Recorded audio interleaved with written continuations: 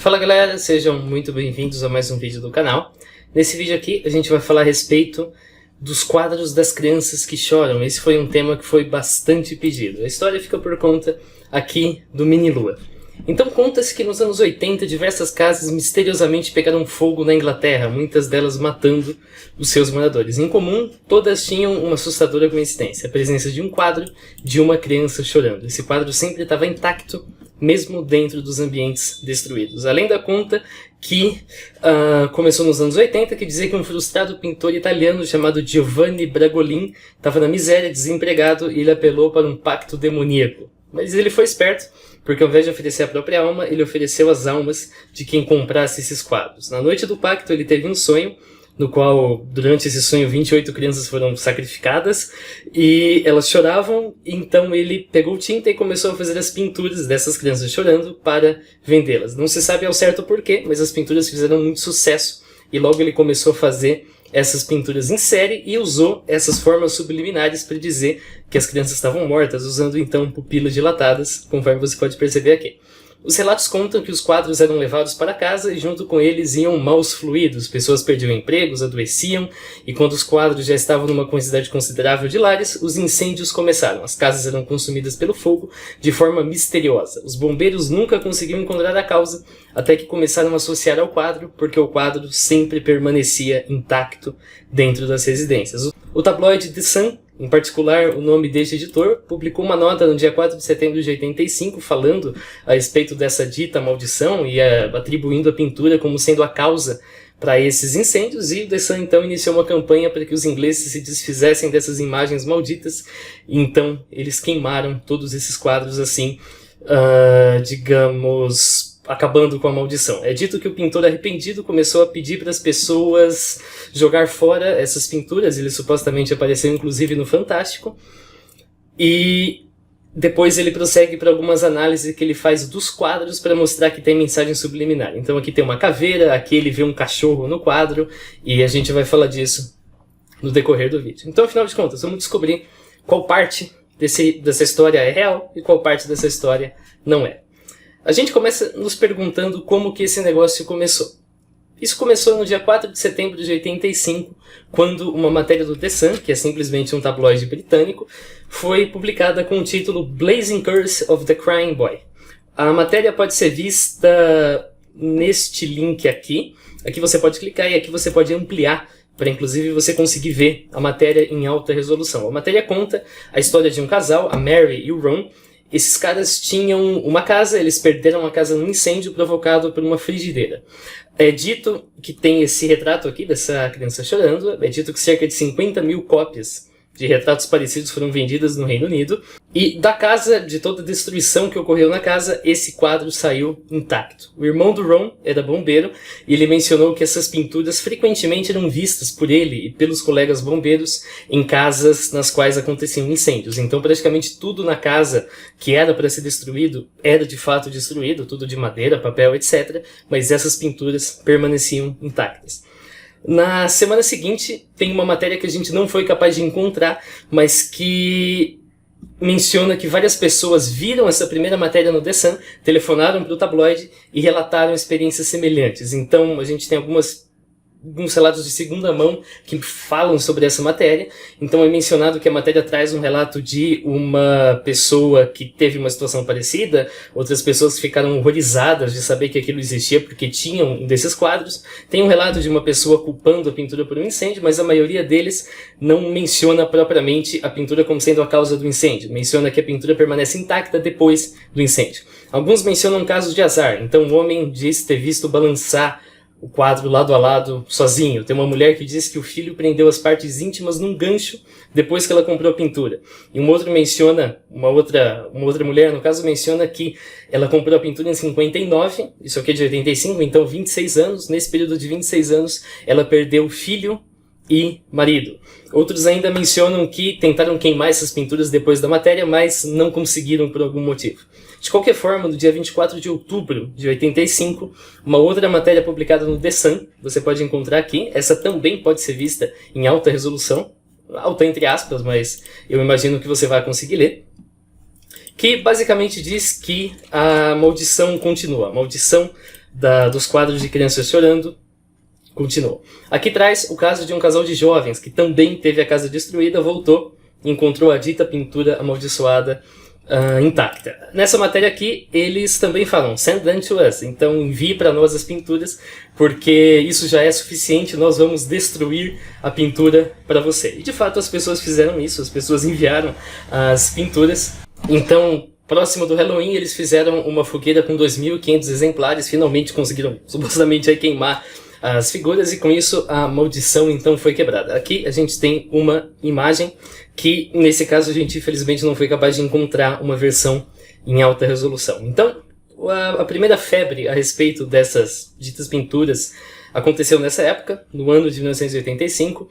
Um pouquinho depois, eles publicaram, em 1986, uma matéria de um cara dizendo que comprou uma dessas pinturas e teve sorte. Ele ganhou uns euros apostando em cavalo, apostando no bingo e assim por diante. Mas o tema acabou perdendo força, pelo menos nessa época. Então, primeiro vamos falar dessa parte aqui, dessa parte a respeito dos incêndios. Será que as pinturas realmente provocam os incêndios, e o que a gente pode dizer dos outros eventos anormais mencionados? O primeiro caso que deu origem a tudo isso, não. Esse caso diz bem claramente que o incêndio foi provocado por uma frigideira. E, de fato, conforme você pode checar nesse link aqui, as frigideiras são a principal causa de machucados relacionados a fogo no Reino Unido. Tanto é que, inclusive, havia uma campanha para fornecer uma frigideira rasa e receber em troca um cupom para ganhar uma frigideira mais funda, que, portanto, seria mais segura. Então, basicamente, eles fizeram uma anistia para a frigideira, para você trocar sua frigideira por um equipamento mais seguro. Ou seja, incêndios causados por frigideiras eram bastante comuns, e nesse caso foi isso que aconteceu. Os demais casos, às vezes mencionam uma relação causal, mas na maioria das vezes não. Na maioria das vezes o argumento é: a minha casa pegou fogo e a única coisa que ficou intacta, ou uma das únicas coisas que ficaram intactas, foi a dita pintura da criança chorando. Isso é uma correlação, mas isso não é uma relação causal. A gente tem várias correlações que acontecem no mundo. Por exemplo, as pessoas que se afogam costumam tomar sorvete. Agora, isso não implica em causa. No meu exemplo, as pessoas que se afogam costumam tomar sorvete, porque as pessoas que vão para a praia costumam tomar sorvete.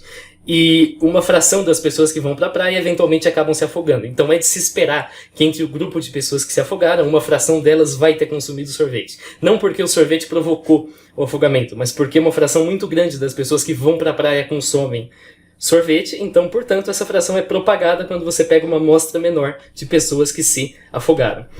Usando esse mesmo argumento, a gente pode partir da premissa, e isso é verdade, que essas pinturas foram amplamente distribuídas a partir da década de 50 na Europa. Difícil a gente estimar exatamente quanto, mas uma matéria aqui menciona dezenas de milhares de cópias. Então a gente tem dezenas de milhares de cópias, o próprio The Sun menciona 50 mil, que são vendidas em lojas de departamento, são dadas como brindes, são brindes de bingo e assim por diante.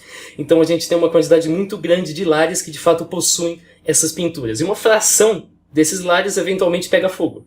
Isso eventualmente acontece. Acidentes que envolvem eletricidade ou calor ou fogo propriamente acontecem, esses lares pegam fogo, são reduzidos a cinza.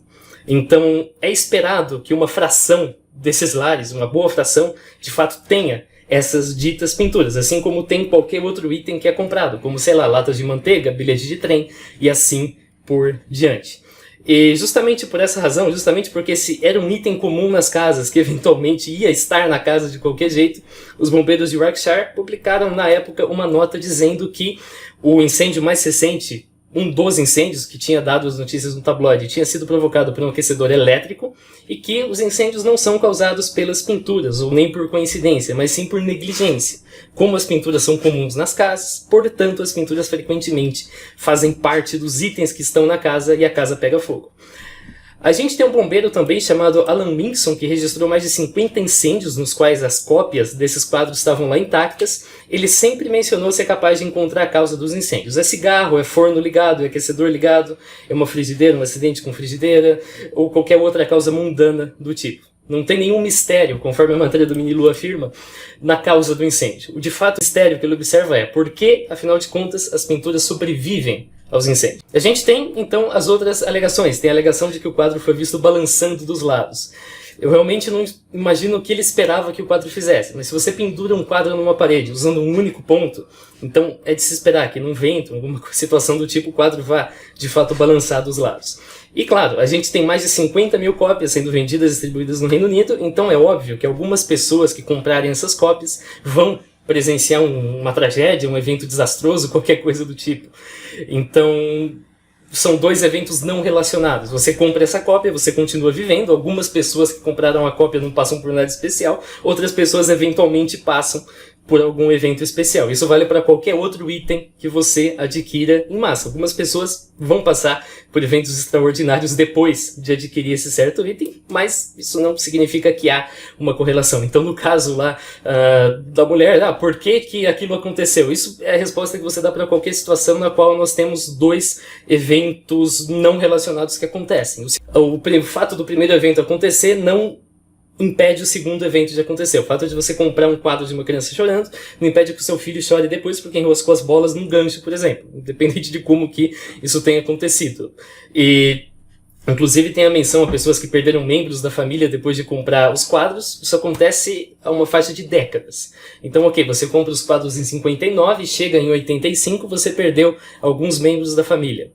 De fato, esse é o tipo de coisa que eventualmente acontece. Qualquer coisa que você fizer hoje, você vai continuar vivendo, e no futuro você vai ou perder pessoas que você conhece, isso classifica aí como uma tragédia familiar, ou você mesmo vai morrer antes dessas pessoas, o que também se classifica como uma tragédia.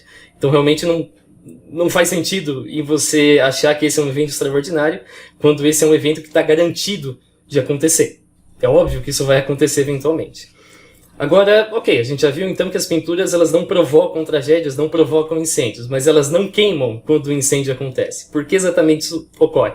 A resposta para isso é um pouco mais complicada, mas ainda assim dá pra gente entender. Uma das explicações iniciais era que a pintura era pendurada na parede usando um barbante, esse barbante queimava primeiro, a pintura caía e ela ficava com a face voltada para baixo. Então essa face era protegida das chamas.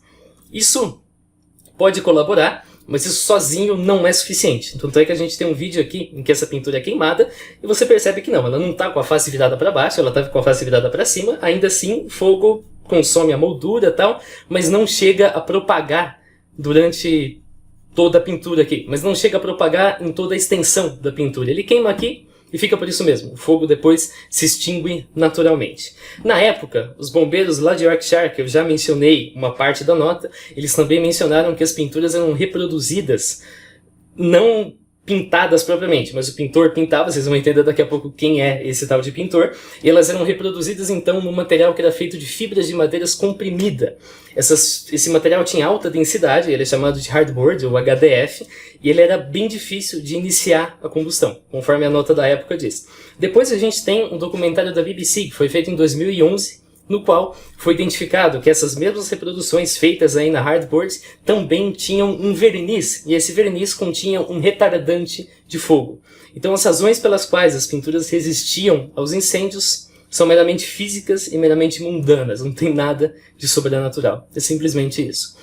Ah, mas por que o caso ficou famoso então? Porque uma pintura não é o tipo de coisa que você espera que sobreviva ao incêndio. Uma pedra de amolar, um talher, assim por diante, sim. Mas uma pintura não. Então realmente chamava atenção quando essa pintura, e apenas essa, se você tinha várias na casa, sobreviviam. As pinturas já têm um tema um tanto diferente, ok? Uma criança chorando. E claro, é muito mais legal culpar uma pintura do que culpar a sua irresponsabilidade por um incêndio.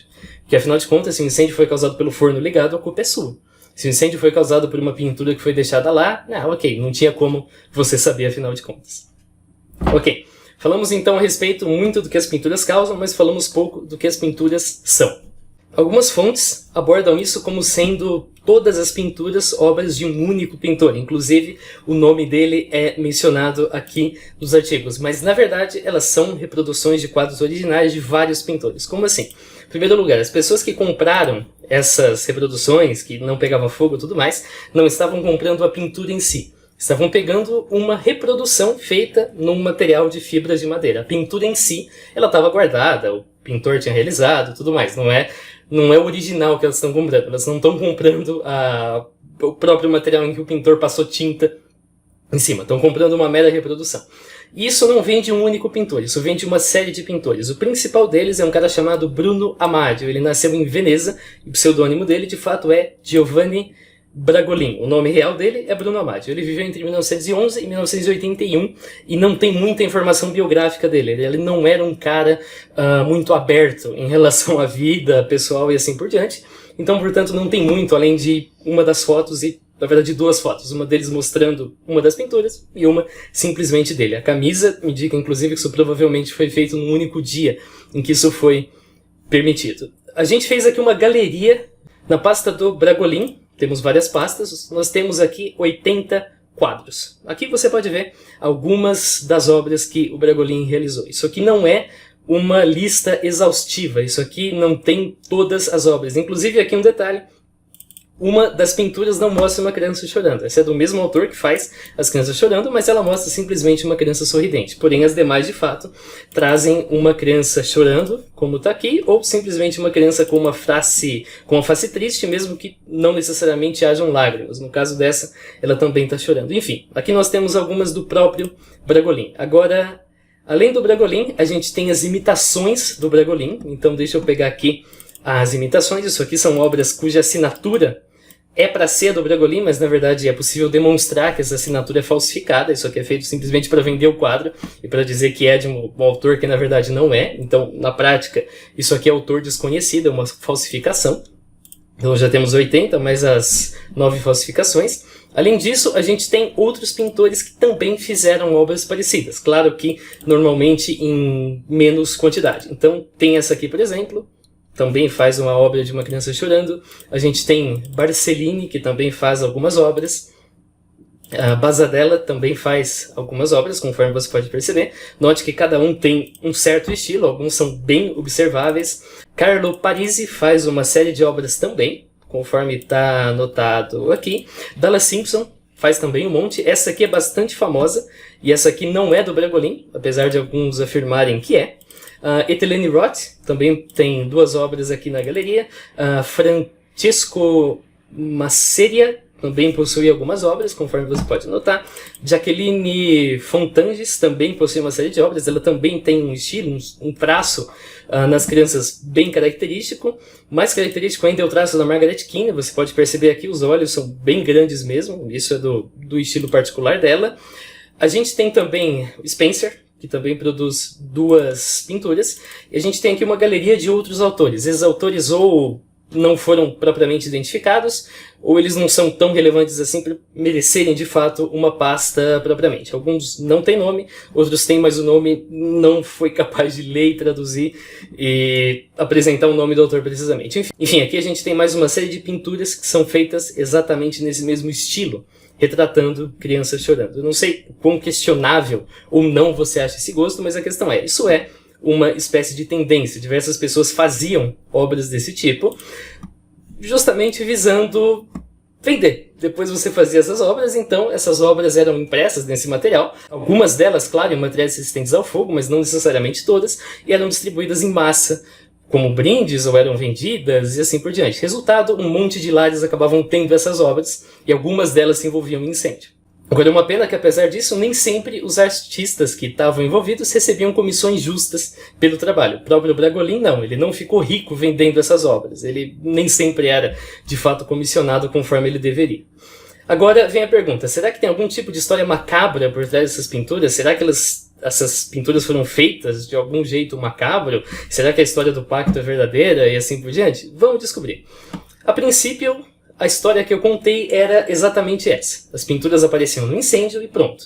São pinturas pouco usuais, de fato, gosto questionável talvez, mas são simplesmente isso. Agora, nos anos 2000, teve um livro chamado Haunted Liverpool. Na verdade é uma série de livros, a gente está falando do volume 4 em particular, um cara chamado Tom Slemen.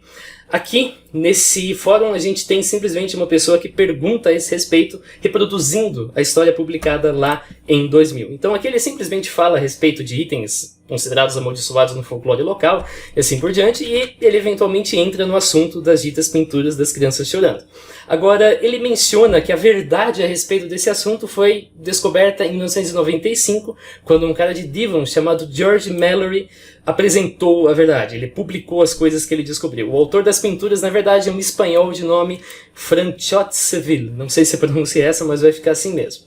É dito que um único garoto, então ele simplesmente ignora o fato de que nós não temos um único garoto nas pinturas, nós temos um monte de pinturas de várias crianças diferentes, teria sido um menino de rua que ele encontrou nas ruas de Madrid. Ele nunca falava, mas ele ainda assim pintou o garoto.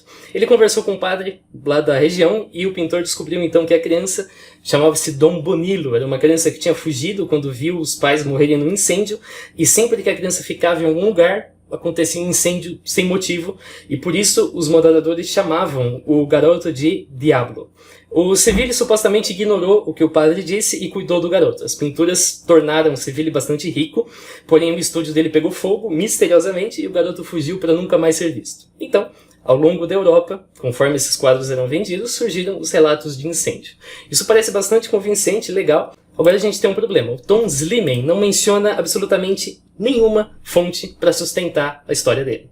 Ele não menciona, afinal de contas, de onde veio esse dito George Mallory, que supostamente teria publicado as coisas 5 anos atrás. E quando a gente vai atrás, ok, vamos ver então quem que é o tal do George Mallory, e a gente descobre que o George Mallory simplesmente não existiu.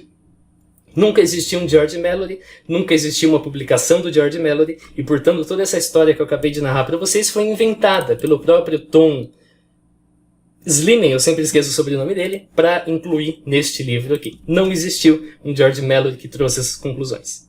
E justamente por isso, algumas páginas, inclusive a página da Wikipedia a respeito do Bruno, menciona que ele supostamente teria como pseudônimo o nome que o Tom Slimen inventou. Então, supostamente, o cara se chamaria, deixa eu procurar aqui exatamente o nome completo, Franchot Seville. Isso é mentira.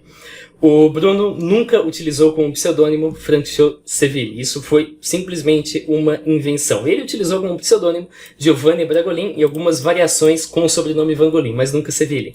E algumas versões também mencionam que, na verdade, o Bruno, o Bragolin, seria espanhol. Isso é mentira. Ele é italiano. Ele nunca foi espanhol. Isso também veio desse livro de 2000 e é mentira. A maioria das lendas urbanas nem mencionam os demais artistas. Os demais artistas nem existem. Mas de qualquer jeito não tem nenhum registro que nenhum desses artistas fez qualquer coisa nefasta ou pelo menos deplorável contra a criança para produzir essas obras. Não aconteceu absolutamente nada. Tem inclusive uma fonte que menciona que o Bruno, ele procurava crianças aleatoriamente nas ruas, escolas, parques, para ver se alguma queria posar para pintura. E ele simplesmente pedia para a criança fazer uma pose triste ou neutra, mas ele não pedia que a criança chorasse durante a pintura. E algumas versões dizem que ele contava histórias assustadoras, ou dava doce e ameaçava tirar caso não chorasse e tal. Tudo isso é mentira, tudo isso não tem nenhuma evidência de que tenha acontecido. A evidência, inclusive, aponta que ele tratava as crianças que posavam para as pinturas com gentileza. E, como eu disse, não tem nada, absolutamente nenhum registro de atividade criminal envolvendo o Bragolin. Bragolin jamais pediu em entrevista que as pinturas fossem destruídas, muito menos fez isso aqui no Fantástico. Ele não revelou ter tido inspirações em sonhos de crianças torturadas, não tem nenhuma fonte próxima dele que confirma isso, e não tem nenhuma evidência de que ele era ligado a vertentes ocultistas. Não, isso aqui, ao que tudo indica, simplesmente foi um movimento artístico do qual ele fez parte, e várias outras pessoas, conforme você pode perceber, também colaboraram. Não tem nada, não tem nenhuma sujeira que a gente consiga descobrir e tirar a respeito dessas pessoas. Tudo isso surgiu, de fato, como uma lenda urbana. Ah, mas por que a pintura possui uma aura macabra? Por que eu olho aqui para as pinturas do Bragolin e eu me sinto mal? Acho que um primeiro argumento bem contundente é que mostra uma criança chorando. Isso não é o tipo de coisa que você espera ver numa pintura normalmente. O vídeo estava perfeito, aí um gato subiu no muro e o cachorro começou a latir, mas eu vou terminar do mesmo jeito. Mas, de qualquer jeito, a questão é, isso é o tipo de coisa que te incomoda normalmente. Ver uma criança chorando não é algo agradável, então é claro que você vai sentir uma razão ou algum tipo de sentimento estranho quando você vê uma pintura dessa. Agora, a ideia da arte é justamente essa. A arte é justamente sobre produzir sentimentos em você que nem sempre são racionais. As sensações que você sente quando você vê uma obra de arte não é evidência de que tem algo fantástico nela.